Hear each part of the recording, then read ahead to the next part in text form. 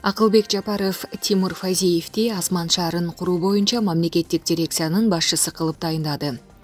Элит Хаус курулуш компаниясынын мурдагы башчысы Тимур Фазиев Ысык-Көлгө Асман экологиялык таза шаарын куруу боюнча мамлекеттик дирекциясынын башкы директору болуп тайындалды.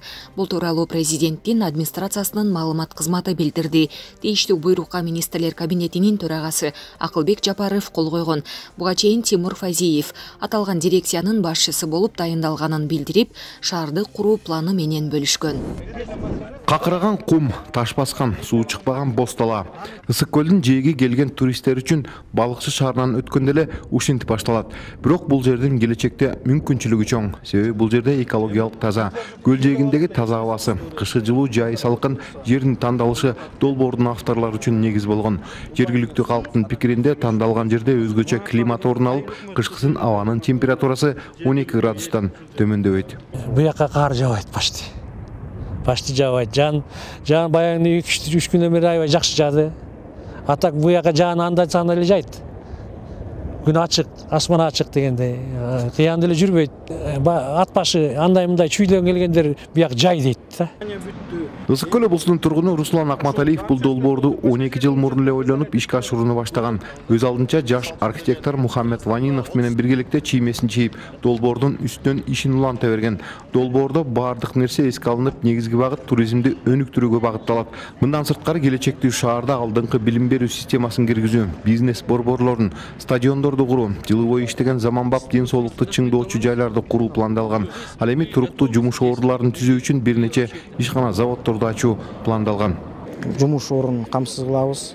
Плюс экологически чистый город. Бияка деген көп киши жашагысы келет. Бишкекте жүргөндө мындай ысыкта кээ бирлер көлгө келип түшө албайт. Убакыты жок жумуш. А бияктан иштесе көлү да жакын, тоосу да бар, природасы да бар. Балыкчы шаар деген 3 область соединять этет. Бир эмес. Ысык-Көл областын, Нарын областын, Чүй областын. Биякта деген прямой дорога, железный дорога бар. Бүт материалдардын келишине бул тор айгыр айылына эч тоскоолдук болбойт да. Анан мисалы үчүн биякта деген туризм бүт ойлондурулган, промышленность ойлондурулган. Мисалы үчүн Кыргызстанда бүт заводдордун баары Кудай буйрса иштеп кетет да. Жумушчу топту жетектеген Равшан Сабировдун билдирүүсүндө бир ай ичинде атайын кызматтар, министрликтердин өкүлдөрү жердин шартын, инвесторлорго керек болуучу жагдайлардын баарын терең изилдеп чыгышат. Бүгүнкү күндө түрк ишкерлери кызыгып баштады. Чынында эле ошол эле мезгилде биз азыр Кыргызстандын дээрлик 90% деле билбейт. Жаңы шаар курулушунчу. Биз массалык маалымат каражаттары аркылуу дүйнөгө жайылтышыбыз керек бул нерсени. Дүйнөгө жайылткандан кийин дүйнөдө менмин деген жана курулуш компаниялар бар.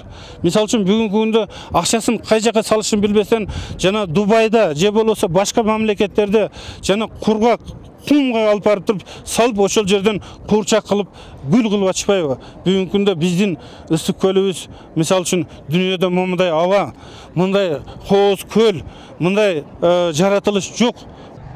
Үстүнөн караганда комузга окшогон шаарды Ысык-Көл облусунун Тор айгыр айылына куруу пландалууда. Дүйнөлүк тажрыйбада жаңы шаар салуу актуалдуу. Эдил Мелисбек, Бакыт Шайымбетов, Алатоо 24, Ысык-Көл облусу. Амансыздарбы? Ауылдар, балдар аман. Денсаулықтар жақсы бар. Енді құрметті жерлестер, құрметті азаматтар, сұрақтар болса сөйлеп болғасын, сұрақ берсеңіз мен жауап беруге дайынмын. Кешеден бері сұрақ бар емес пе? Бір сөйлеп жіберейік. Жігіттер, интернет мәселесін кеше айттыңдар. Мен біріншіден қабылдадым оны деген. Оған мен жұмыстанып атым, маған бірақ аздап қиын да болып тұр оны жұмыстануға.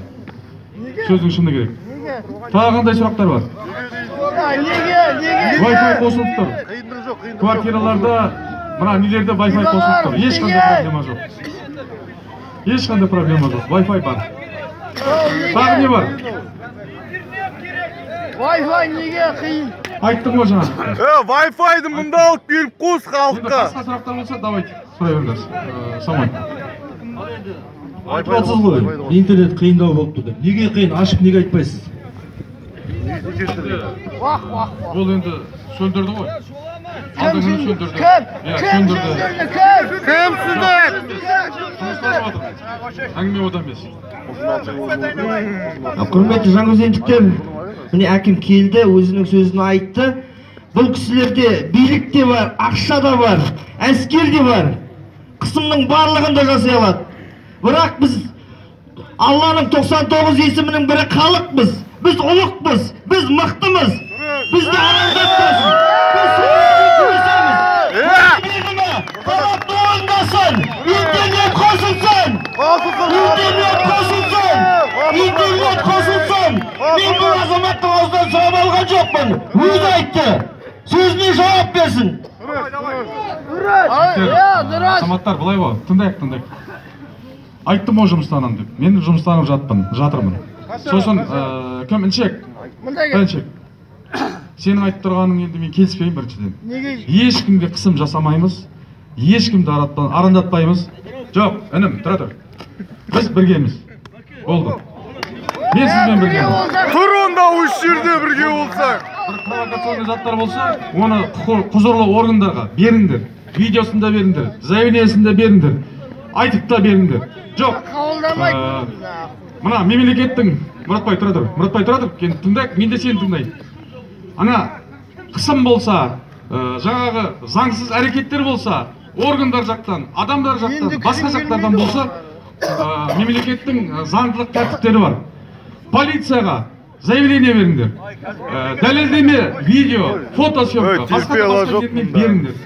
Оған ешқандай сізге жаңағы не жасамайды, кедергі жасамайды ешкім. Дәлелдерің болса беріңдер. Ешкім қарсы бол, сіз қарсы болмайсыз, мен де қарсы болмайым. Үкімет қарсы болмайды, не в коем случае. Жақсы? Халықпен бірге болсаң тұршы осы жерде. Құрметті ағайындар, бұл жерде деген көріп жатсыңдар осы, бірінші рет емес қой. Мына полиция дегендер бар, полиция деген. Полицияда қазір міне начальник болса бетіне айтамын. Полициядағы адамгершілік деген қалған, полицейскілерге түсіріп жатса, міндетті түрде ең бірінші бізді түсірмей қойыңдар, полицияның өздерін түсіріңдер. Соларды бәрін қара беттер тізіміне енгіземіз. Алла қаласа ертең жеңеміз, иншалла. Бұйырса. Бәрі өз жазасын береміз, иншалла. Бұйырса. Полиция бастығына да айтып отырмын міне. Егер де бізді түсіретін болса, олар не имеет право, олардың құқығы жоқ. Халықтың құқығы бар түсіруге. Сондықтан осыны бәрін естерінде сақтаңдар. Қашпаңдар еш уақытта. Олардың өздерін түсіріңдер, өздерін. Себебі заңды белшесінен басады, олардың қолында заң тұр, ал халықтың қолында заң жоқ. Халық кішкене бірдеме жасаса, болды апар жауып тастайды. Полицейскілер бәрін бүлдіріп жатыр да. Көріп жатсыңдар, оларға ештеңе шара қолданбайды. Сондықтан жігіттер дұрыстап, оң құлақтарымен тыңдап алыңдар осыны. Рахмет, сау болыңдар. Өте дұрыс.